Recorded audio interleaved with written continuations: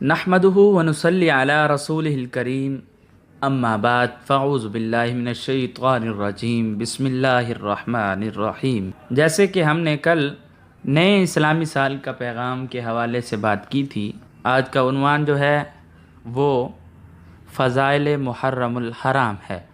سب سے پہلی فضیلت تو اس ماہ مبارک کو یہ حاصل ہے کہ قمری اسلامی سال کی ابتدا اسی ماہ مبارک میں ہوتی ہے، اور کہا جاتا ہے کہ الفضل للمتقدم، فضیلت جو ہے پہلے آنے والے کی ہوتی ہے۔ دوسری فضیلت اس ماہ مبارک کو یہ حاصل ہے کہ یہ اللہ تعالیٰ کا مہینہ ہے۔ بھائی مہینے تو سب ہی اللہ تعالیٰ کے ہیں، لیکن خصوصیت سے جس مہینے کو حدیث میں اللہ کا فرمایا وہ یہی ہے۔ چنانچہ حدیث میں آتا ہے شہر اللہ المحرم، اللہ کا مہینہ جو ہے وہ کیا ہے؟ محرم ہے۔ قرآن حکیم میں جن مہینوں کو اشہر حرم سے تعبیر کیا گیا ہے ان میں سے محرم بھی ہے۔ اور تیسری فضیلت اس ماہ مبارک کو یہ حاصل ہے کہ ابتدائی اسلام میں رمضان المبارک کے روزے فرض ہونے سے قبل عاشورہ محرم کا روزہ فرض تھا۔ چنانچہ حدیث میں ہے، حضرت عائشہ رضی اللہ تعالی عنہ سے روایت ہے کہ عاشورہ کے دن رمضان سے پہلے روزہ رکھا جاتا تھا، یعنی وہ کیا تھا؟ فرض تھا۔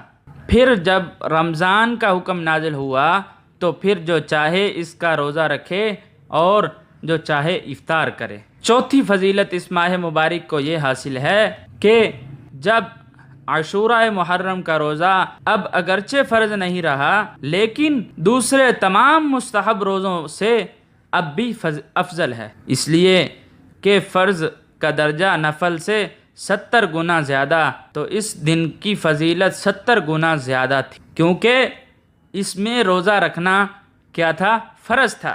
رمضان کی وجہ سے فرضیت تو نہ رہی، البتہ استحباب اب بھی دوسروں کی نسبت زیادہ ہے۔ چنانچہ حدیث میں ہے کہ حضرت ابو ہریرہ رضی اللہ تعالیٰ عنہ سے حضور اکرم صلی اللہ علیہ وسلم ارشاد فرماتے ہیں کہ روزوں میں افضل روزہ رمضان کے بعد اللہ کے مہینہ محرم کا ہے، اور فرض نمازوں کے بعد افضل نماز جو ہے نماز تہجد ہے۔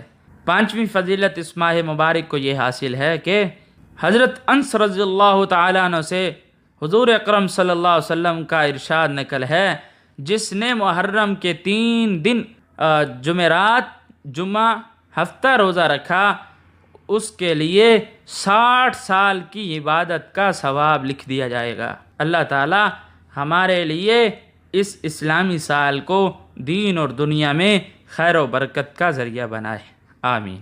وآخر دعوانا ان الحمد للہ رب العالمین۔